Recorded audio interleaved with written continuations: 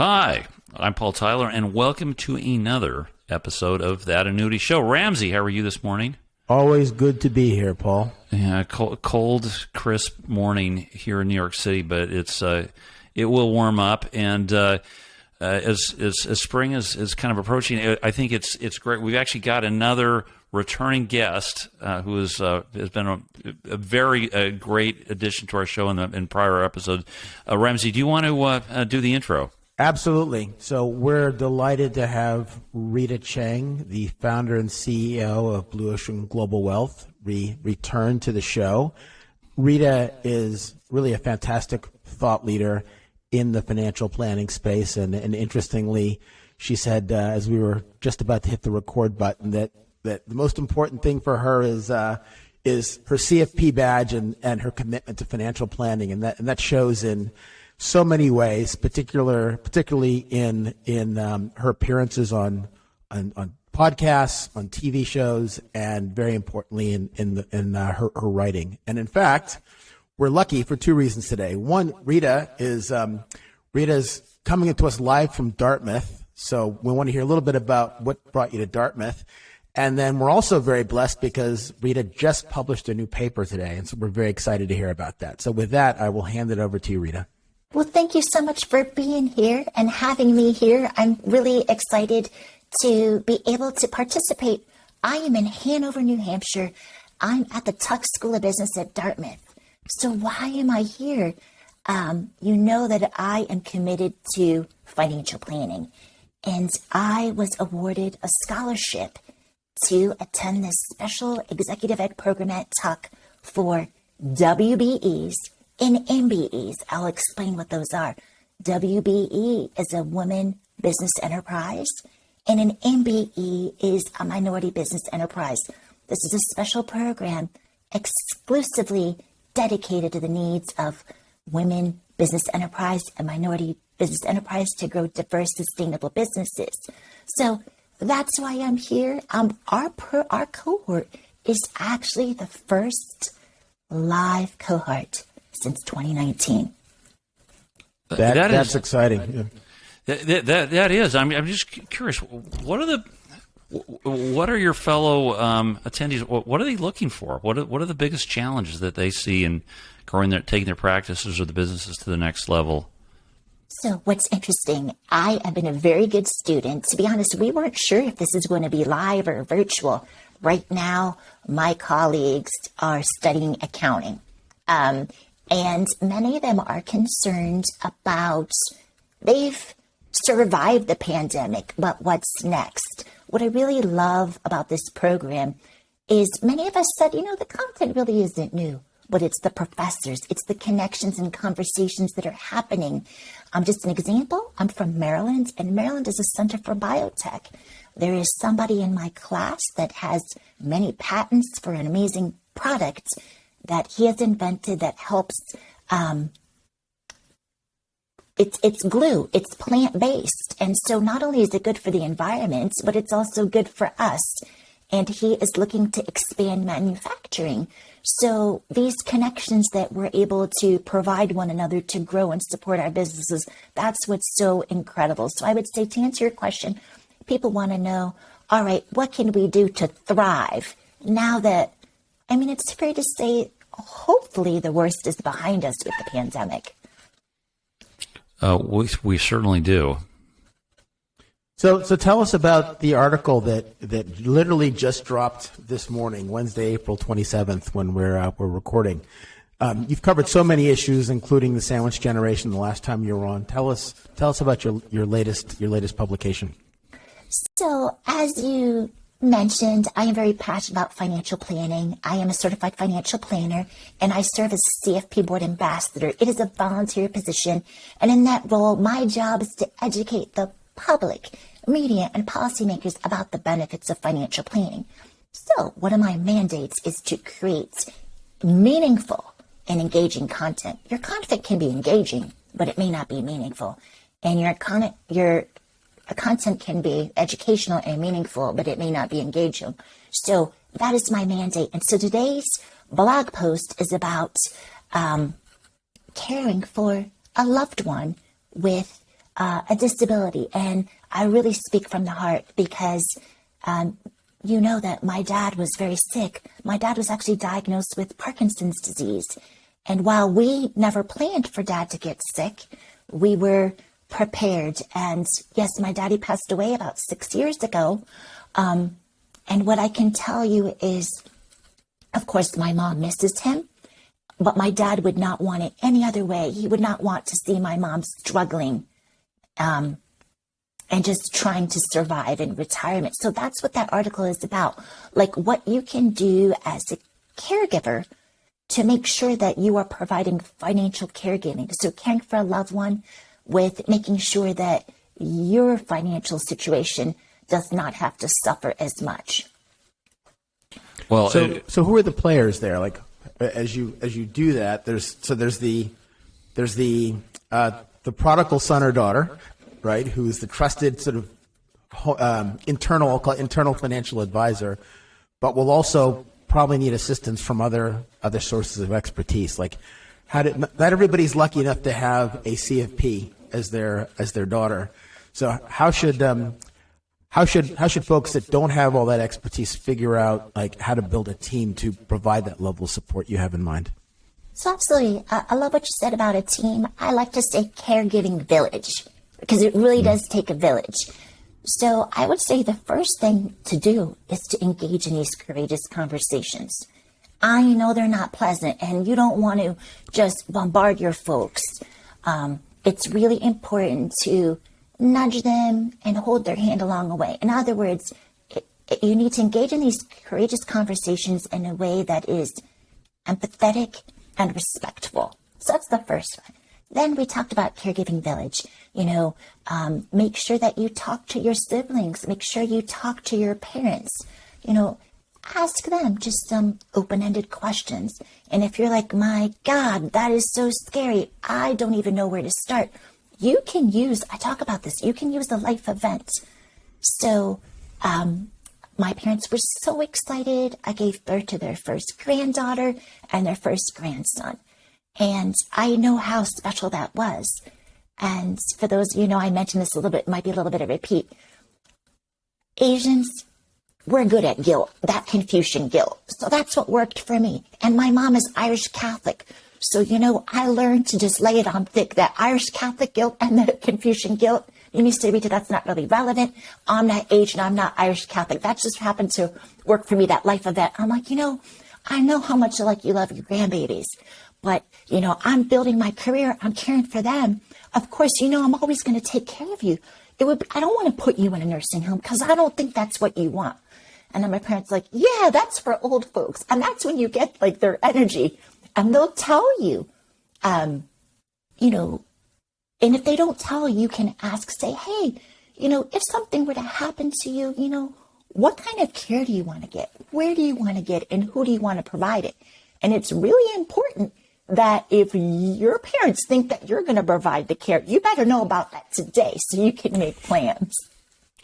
Well, I lived with both my parents. My father passed away with ALS. My mom passed away with dementia. And those conversations, I agree, are absolutely critical. The challenge is sometimes they think they know what they want and they don't want it, or they get so far down the line that there's a lot of denial. My mother denied dementia, right? And so I was probably always kind of forced to be 2 years behind where I should have been with where her care was. How do you deal with that? You got stubborn parents, won't move, won't change, won't deny their condition or deny the fact that they won't be independent.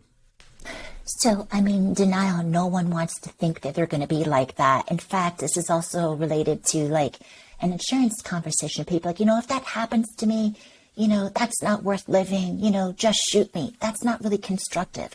I think it's important, to acknowledge that this is difficult and tell them that the earlier we talk about it, the more choice, the more control we have. Again, I recognize that people in denial. In fact, some of my clients, they were a little bit resistant that their kids wanted them to plan.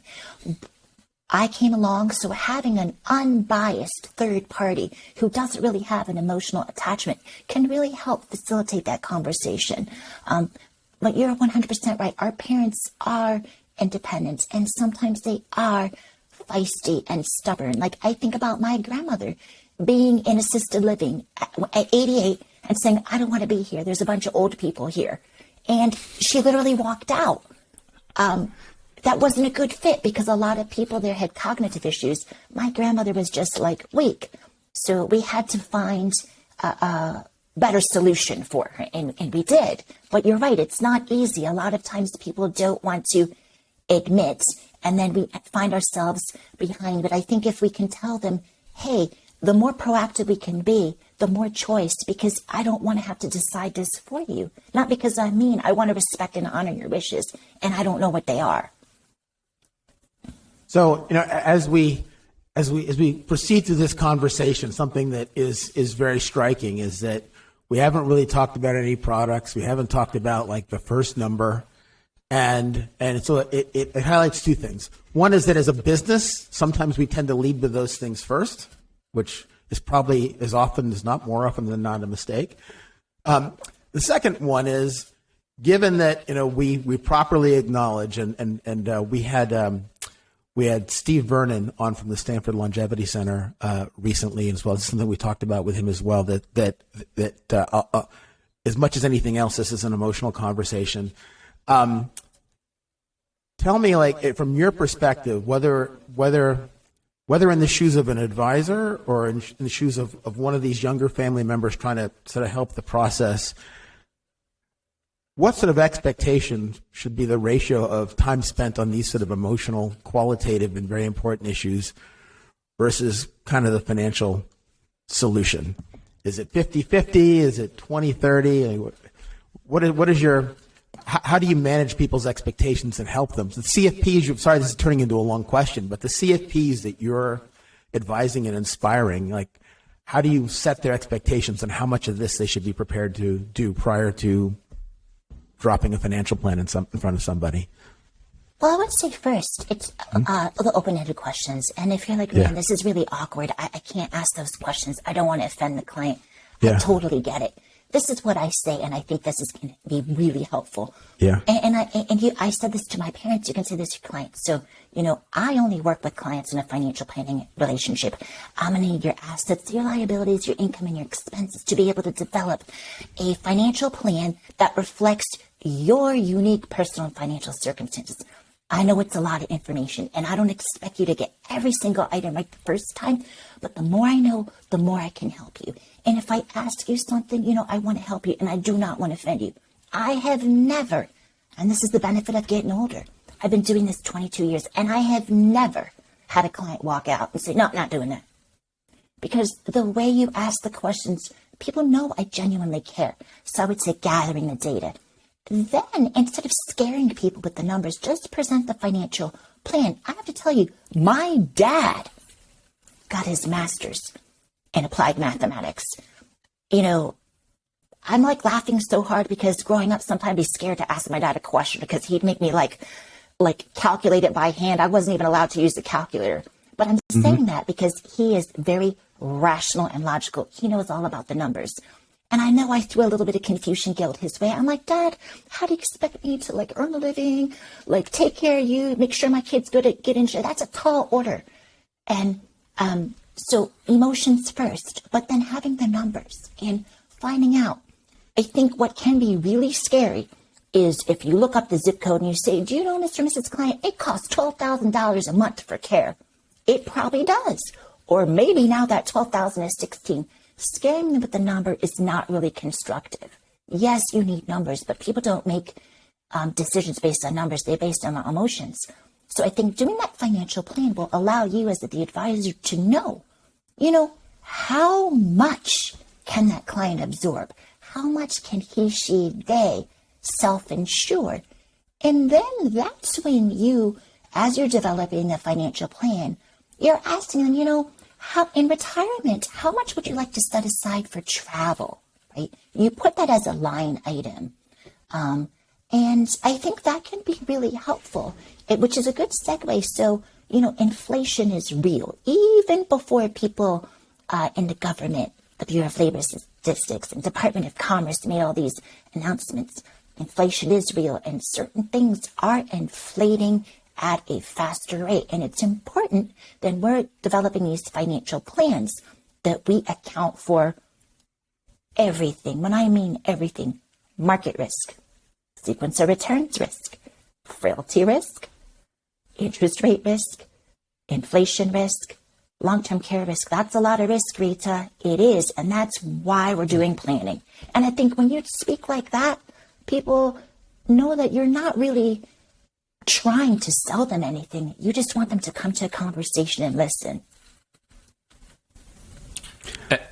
How is it? Yeah, how you mentioned inflation? How the last 2 years maybe changed, the look of risk? Like, oh, I'd love to go on a cruise every single year. Wait a second, be locked up in a container, and maybe the cruise is much longer than I ever anticipated. Same thing with assisted living. I mean, one of the last, I guess, times I saw my mother-in-law was through a screen with somebody in a hazmat suit holding her up against the window.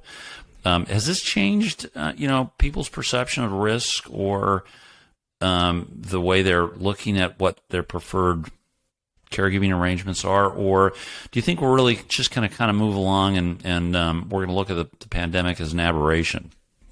I think it has changed. I think people recognize, given the choice, and I understand it's not appropriate in every situation. Some people cannot receive care at home due to their condition. But given the choice, if you're able to, loved ones would prefer to receive care in a familiar setting for so many reasons. I think the pandemic has definitely reinforced that message. The other thing that I think is really important, back in the day, when my dad started to receive care in home, there were minimum shifts. You needed to be able to guarantee your support staff, your caregiver support team, 4 hours. Well, right now, there's no minimum 4-hour shift. Those minimum 4-hour shifts are 6 hours or 8 hours. And pay has increased as well. So I think that that's very important for people to know that getting care in home is more desirable because it's safer. And also there's not as many people who are willing to work a 4, 6, 8-hour shift for a variety of reasons. Travel time, pay, also exposure to other people. So we need to be mindful that people who are providing care, I understand we're paying for them, but they have family and loved ones too. So to answer your question, yes, we're in a situation where awareness is definitely heightened and demand is greater. And then there's also external pressures. So inflation, particularly when it pertains to healthcare and long-term care costs, is something that we definitely need to be monitoring and accounting for. Yeah, I mean, it is very interesting that inflation, and even when you look at the great sort of benefit of Social Security is that it has an inflation adjustment. That's general inflation, that's CPI, but the inflation that one might experience as somebody that's in elder care is quite different. It's very local. It's very local to that specific vertical as well as maybe even that person's specific situation. So I can see why that adds a very important additional planning element. I wanted to come back to something because I'm really again always struck every time we speak with you how high an EQ you have, right? In addition to the IQ, right? A great IQ, but how high an EQ you have, and I always wonder, like, so if we think about what the next generation of financial planners needs to have, like, what kind of people and personalities should we be looking for? It's obviously not just financial minds, but how do we expand and how do we find people that again have that same sort of holistic approach? Well, sure. I know that CFP Board for certification, they talk about education, experience, examination, ethics. These 4 E's, they're incredibly important. But I always add another E, and that is empathy. Empathy is very important, particularly when you're serving. It's important for everybody that you're serving, but when you're dealing with more diverse clientele, their experiences, the cultural nuances, their values, it's really important to approach it with empathy. I would say that that's really important. And thank you so much for your kind words about EQ. That it means a lot to me. Empathy, patience. My daughter taught me this. You need to learn to listen, and you need to listen to learn. So I think what's really important for our profession is for leaders to recognize that there are many personality and learning and leadership styles. And that's very important because we have many different types of clients. So instead of looking at somebody and be like, that person is an awesome salesperson, you're going to be a great advisor, understand, maybe that person isn't what we perceive to be a great salesperson, but they're a really good listener. They have really good attention to detail. Sometimes they're quiet, but they're quiet not because they're dumb. They just need a little bit more time to process information. So I think that's really important. Recognizing that success and excellence doesn't present itself in one manner.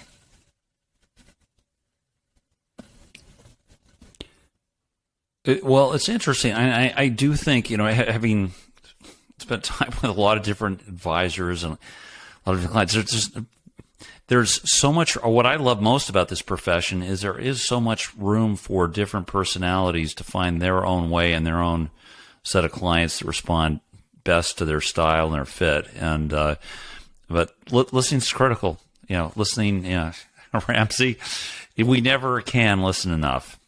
Well, and that's ultimately, frankly, one of the big discoveries with this podcast is that it started out as four guys, just guys. That was part of the problem, talking to one another every week. And we figured out at a certain point we should start having guests. And Adam Holt was one of our very first guests. And it's because of Adam Holt that we met you, Rita. So we owe a lot to him for that as well.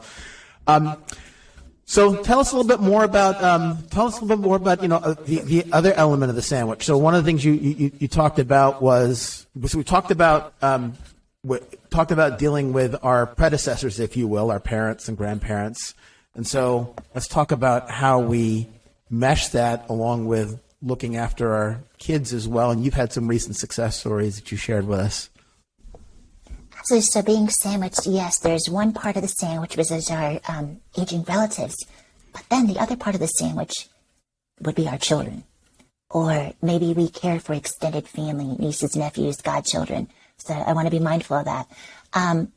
My kids actually cut this out of an article in Investment News. I said there's no financial aid for retirement, and they cut it out. My daughter's so funny. This is my daughter in high school.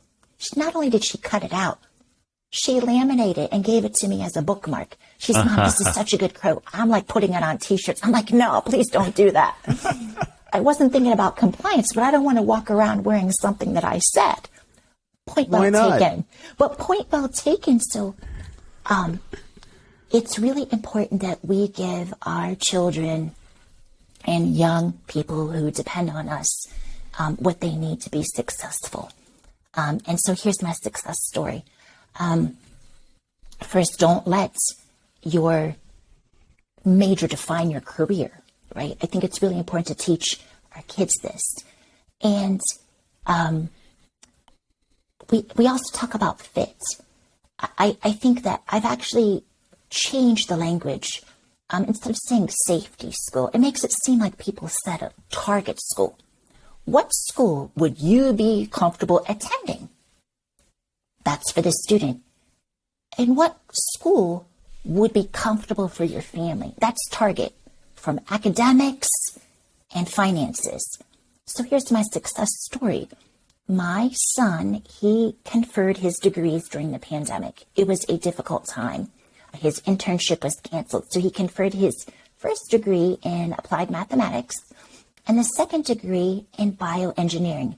He told me I'm not allowed to say biomedical because the medical school is in Baltimore, not College Park, Maryland. So he's like, Mom, it's bioengineering. I said, okay, Christian, thank you for clarifying that. And it was not an easy time for him, but I told him, I said, you have to apply. You need to stay active and engaged, apply to grad school, apply to jobs. You're not going to know if you get rejected until you apply. So my son applied for a master's program and a PhD program. He applied for both. Now, he did get rejected from the PhD program, but at the time he was applying, he was only 22 years old, and each professor can really only pick one student. But there's a beautiful end to this story. He got in the master's program, and he also secured a research fellowship. So the benefit here is, okay, he got into the grad school, which is great, in a field that he's interested in, secured meaningful employment, and he's getting paid. So basically, his income actually more than covers his tuition. Now, he's not going to move out of the house because it really doesn't make sense. This job is like less than 10 miles down the road. So I think it's also important to, I understand it's not appropriate in every situation to live at home, but in this situation, there's no shame. By the time he gets his master's degree, he's really going to have minimal debt, have some money in the bank, and experience. So I think it's important, just as I said, we have these candid conversations with our aging relatives. It's important to have these candid conversations with the young people in our life, whether our children, our nieces, our nephews, an extended family. So that is my success story. Or I should say, it's not my success story. It's my son's and our family's success story. And I'm so proud of him. Oh, Go ahead, Paul. Congratulations. And, what I hear, we all hear, hear messages, hear stories through our own lens, is there's hope. You think, Margaret, just to share the story you shared and one I went through is go back 3, 4, 5 years. You're taking care of your parents. You're taking care of your kids. How do you get out of this? And, I think the answer is little tiny steps, parents, dealing with emotions, dealing with the financial situation, working with your kids. The issues of a sandwich, being in a sandwich generation may feel overwhelming, but there's a light at the end of the tunnel. Definitely, no doubt. So the other thing that's very interesting here, Rita, is that so much of the sort of value creation and or value preservation that sort of happens in a narrative like that is essentially off the clock. In other words, it's not subject to an AUM fee. It's not a commission. There's if you were a paid financial planner in this situation, as opposed to being in your own household, like a lot of those very important decisions that have meaningful economic impact aren't necessarily part of the economic model of the service provider, but they're actually very important to the best possible outcome for all parties involved. Is it your view that the profession already sort of helps cover all those issues in a very effective way, or you think there's room for growth there? Well, I think that, I was speaking with someone. We need to teach people to save. We also need to teach people, because it's through those habits of savings where we can have the discipline to invest. But it's only through investing where we build wealth. But it's not enough to build wealth. We need to manage our wealth. We need to protect our wealth and then transfer our wealth. I think that sometimes, there's times where we can just email our clients or use technology to make things really efficient. But there's other times when it may make sense just to pick up the phone. And if you feel that that's not constructive, you can schedule time. It could only be 15 minutes. Sometimes I'm calling people for 15 minutes doing Zoom during their lunch break. I'm a mom of 3. Clients are sandwiched too. And here's another value add I provided the client. I said, you know what? Test anxiety is real for kids. I know that for some colleges of choice, standardized tests are optional, right? This is actually something that was really helpful that I shared with another client. You can't put a price on this. My daughter was having a little bit of test anxiety. Now, my husband is an auditor. He can be really direct. And he said to my daughter, if you're not ready for the SAT, then don't go. And I'm like, that's not really helpful. She still went. Right. Oh, I can't. I know how that response, what the response would be if I said that. And I am absolutely laughing because my kids, they even said, Mom's job is to make people feel good about money and saving and investing. Dad's an auditor. His job is to find fault. So how did we handle this? And what does this have to do with financial planning? I was like, you know what? Now that the economy is reopening and there's more schools where you can take this test, we live at the southern part or the central part of Montgomery County, Maryland. I was like, you know what? Let's go to a school in northern Montgomery County. We live at exit 6. We're talking exit 15. It's not that far. I said, let's go someplace where it's bigger. You don't know anybody. You don't have to talk to anybody. And on the way there, we'll make sure you get a good breakfast, a really nice espresso drink of your choice. And you know what I'm here to tell you? It made such a huge difference. My daughter's test score improved almost 200 points. That is incredibly valuable. That little conversation that I shared, and I didn't even know that my daughter's school improved by 200 points because we hadn't got the results back. So it wasn't like the client thought I was bragging. The client really liked the solution because it was a way of helping manage test anxiety. And these are the types of conversations that are incredibly enriching, that deliver value. And while robo-technology is really effective, a robo-advisor cannot, engage. And so that's what I tell people. This was only a 15-minute Zoom call during my client's lunch hour, right? But look at the value we're able to provide. So when she finished that phone call, not only did she feel better about her finances, but she had a solution to help her daughter who is experiencing something similar to mine. Fantastic story. Yeah, so Marguerite, you just have a knack. I love the quote. Retirement. Let me see if I get this right. I've got to write this down. There is no financial aid for retirement. This is wonderful. So we're using that quote. Yes. To tell you. But full attribution to you. Yes. But I've had a number of conversations with some very good advisors in the last 2 or 3 weeks. We had some meetings. I was out with some yesterday and had a couple Zoom calls. They're all trying to figure out, like, how do I restart conversations with clients today? If you were to give some of these advisors advice on starting these conversations, what would it be? You mentioned you need good content, but you need engaging content. What are the 3, 4, 5 things that clients would be great icebreakers with clients to get them to open up and start talking about some of their issues?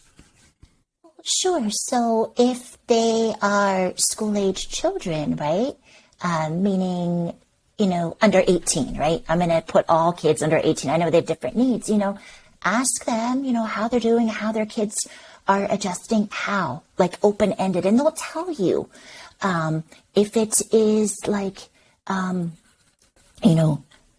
parents or grandparents, again, that same question. Sometimes people might say, I'm not sure, like, what to talk about. If there's somebody you haven't spoken to for a while, just checking in with them, leaving them a voicemail, even if they can't get the phone. And you can also follow up with an email. Remember, if they're your clients, you're not stalking them. They want to hear from you, right? And then the things that we can do to brighten clients' day. So, the first day of spring, International Women's Day, these are things where you can touch clients that are not expected. Another thing is, so my client is a professor who is complaining about foot pain, just listening. I asked him, this wasn't weird. Remember, he's my client. It's not awkward. I asked him what foot size. I said, hey, what's your foot size? You know what I did? I sent him 4 pairs of socks with a gift receipt and with a note, a customized note. Like, you can order online and have a customized note. These are things that, like, I know one could say they're not really scalable. You don't have to do it for 40 people at once. it's incredibly meaningful because it lets people know, hey, you're thinking about them, right? That you care. And you know what? When my client, that professor, doesn't experience much foot pain or blisters, he'll be thinking, not only did I do something good and put some positive energy, but that's pretty memorable. When you're a professor and pacing and, you have blisters or you don't quite, those cushiony socks can make a huge difference. So you find that thing that interests your client. Maybe if socks seem silly and they like flowers, you send them flowers, or a meal kit from like a local business so they can prepare a home cooked meal. Whatever that thing is, it's a good way. If you're like, I don't know what to say, they'll thank you and then you'll start the conversation. But I know that silence can be awkward. But remember, they're your clients and they want to hear from you. Don't be scared. I know the market is down. I know it's ugly. I just sent someone an email and I said, unfortunately, the March 31st statement does not look, the stock market is not cooperating, but this is why we're planning. And she responded, she said, thank you so much, Rita. I really appreciate that outreach. So just acknowledge something that is, you don't want to throw it in their face. Yeah, the stock market isn't cooperating. But, I started out with like, hey, how are you? How is your family? Then I asked her about what she had done for spring break. Then, we talk about things. So sometimes people say, gosh, I don't know where to begin. But just remember that your clients want to hear from you and they are going to be thrilled to hear from you. Yeah. Ramsey, final. This has been great, Marguerita. Thank you. We're kind of at the top of the hour here. Ramsey, what do you think? So, Rita, terrific to have you back, and congratulations both on the Dartmouth program you're in and your recently released article. And again, thanks again for sharing. What I think is, certainly from my perspective, is probably the most important and biggest value add that the financial services industry can provide to clients. It's capturing some of the emotional issues. And I like the example you gave of talking to the professor about the socks, because ultimately behind all that is you're telling your customer, I'm listening to you, right? That's you're doing something specifically good for them, but like that person knows from now on, well, every time I talk to Rita, she listens, she understands my issues, and that makes discussing sort of the financial, moving on to the financial issues, a more comfortable one. So anyway, thank you very much for joining us again. Thank you so much for having me. Oh, thank you, Margaret. And we'll put a link to your recent blog post in the notes, so if you listeners want to get that. And where else? What's the best way to stay in touch with you, Margarita? So I am active on LinkedIn. I'm Marguerita Cheng. Twitter at Blue Ocean GW. Excellent. All right. Well, hey, thanks so much, Ramsey. Thanks. And thanks to all our listeners. And join us again next week for another episode of That Annuity Show.